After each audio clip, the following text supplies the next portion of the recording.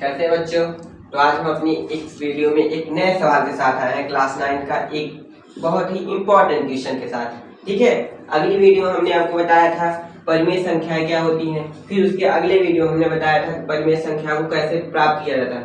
अब इस वीडियो में हम बताएंगे कि इस क्वेश्चन को किस तरह से आसान शब्दों में यानी आसान से आसान स्टेप में हम एक आसान तरीके से सॉल्व कर सकते हैं। ठीक है, तो आओ आप लोग का समय नहीं नुकसान करते हैं और शुरू करते हैं इस क्वेश्चन को।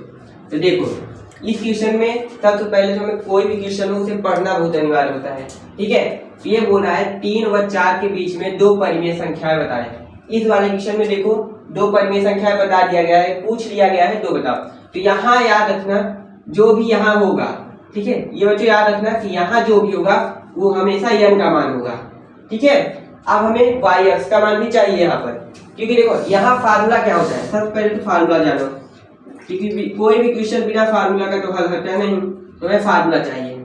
इसका फार्मूला बेसिक इसका फार्मूला होता है इसका फार्मूला होता है d = y - x n + 1।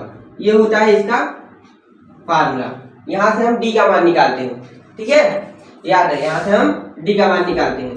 चलो ठीक है, तो अब हमें y n का तो मिल गया, क्योंकि जो यहाँ होता है वो हमेशा n की वैल्यू होती है। अब आते हैं 3 और 4 में, यहाँ y की वैल्यू क्या होगी?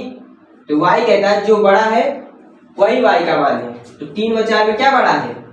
और cos 4 बड़ा है तो y हो जाएगा और x बराबर 3 हो जाएगा। ठीक है, चलो अब हम आते हैं y, हमारी y की वैल्यू क्या है? 4 रखो यहाँ पे।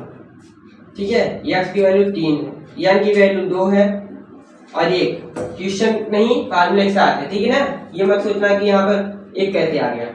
4 में 3 गया, कितना बचेगा? 1 और 2 1 3। ये हमारा आंसर नहीं है, ये हमारा d की वैल्यू है। याद है ना, ये हमारा d की वैल्यू है। चलो अब इसके आगे खत्म नहीं, इसके आगे भी कुछ स्टेप है। अब हमें यहाँ जितनी भी परिमेय संख्याएं पूछी जाएंगी उसे हमें निकालना होगा। अब इसे कैसे निकालते हैं आओ बताते हैं। देखो, जब भी हमें पहला परिमेय संख्या निकालने के लिए बोलेगा तो हम x + d का प्रयोग करते हैं। अगर इसके 2 पूछे हैं तो x का x ही रहता है, d को ही 2 बना देते हैं। अगर 3 पूछ लिया तो इसे ही 3 बना देते हैं। समझ गए? ये चीज ध्यान देना। अगर 1 पूछेगा तो 1 रहेगा, 2 पूछ लेगा 2 बना दोगे, 3 पूछेगा 3 4 5, इस तरह जितना पूछेगा उतना बना देना है। हमसे 2 पूछा गया है तो हम 2 तक बताएंगे। ठीक है, चलो x की वैल्यू क्या है बता सकते हो आप लोग? यहाँ पर 3 है, 3 रखो, प्लस लगाओ, और यहाँ d की वैल्यू क्या मिलेगी आप लोग को? अभी तो निकाले थे 1/3। ठीक है, अब इसे कैसे सॉल्व करते हैं?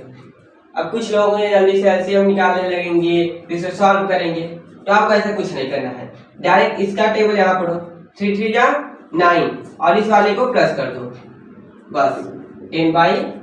ये आपका पहला हल। कितना आसान था। चलो सेकेंड वाला हल करते हैं। x क्या होगा? 3 है, 2d, यानी देखो 2 का तो पता ही नहीं हमें केवल d की वैल्यू है। इसके साथ d के साथ जो भी रहेगा उसे गुणा लगा देना, 1/3 लग रहा है। अब देखो 3 यहाँ लिखो, ये काटो, अगर नहीं कट रहा है तो ऊपर का गुणा कर दो। ठीक है, सॉरी, अब देखो यहाँ से यहाँ गुणा करना है हमें। 3 3 जा 9 और इस बार 2 है ना, तो 2 को प्लस कर दो, 11/3 आ गया। ठीक है, अब देखो आते हम, देखो अब हमारा आंसर लगभग आ ही गया, क्योंकि 2 ही बातों से पूछा गया था। इसका आएगा 11/3। अब 2 ही बातों से पूछा गया था, 2 आंसर आ गया। ठीक है, चलो अब आपको बेसिक वाला क्वेश्चन थोड़ा समझ आया नहीं? यार एक क्वेश्चन और लेते हैं हम इसी पे, जना आपको और भी अच्छी तरीके से समझ में आ जाए। ठीक है, जिसे नहीं आया है वो इस क्वेश्चन से परफेक्ट समझ लेगा। ठीक है, तो चिंता मत करो, ये वाला क्वेश्चन आप लोग को बेहतरीन बना देगा पहले से। ठीक है, यहाँ पे हम 9 ले लेते हैं, यहाँ पे क्या ले लें? ऐसा ले लें जो आप लोग को थोड़ा आसान लगे। ठीक है, 5 ले लें, 5 नहीं, ऐसा लेते हैं जो आसान बन जाए ना, तो यहाँ पे 3 ले लेते हैं। चलो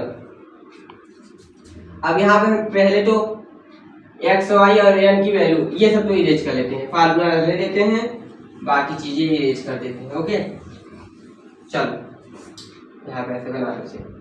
अब देखो n की क्या होगी? n के लिए बताया था मेरा, जो यहाँ रहेगा वही n रहेगा, तो n की तो 2 ही रहेगी अब देखो इसमें y क्या होगा, जो बड़ा है यानी 9, और x क्या होगा 3, ठीक है। अब यहाँ पे पुट करो वैल्यू, y क्या है 9, x क्या है 3, n क्या है 2 और 1। देखो 9 में 3 गया कितना बचेगा 6, और 2 1 3। देखो कट रहा है क्या, 3 दूनी 6, अगर कटेगा तो काट दोगे, तो d की वैल्यू कितनी आई हमारी 2, ठीक है। अब देखो यहाँ 2 बार पूछा है तो ऐसे ही निकालना, पहली बार के लिए x प्लस डी। अब x की वैल्यू क्या है हमारी, x की वैल्यू हमारी 3 है, प्लस और d की वैल्यू क्या है 2। ये तो आसान था, 3 2 5, ठीक है।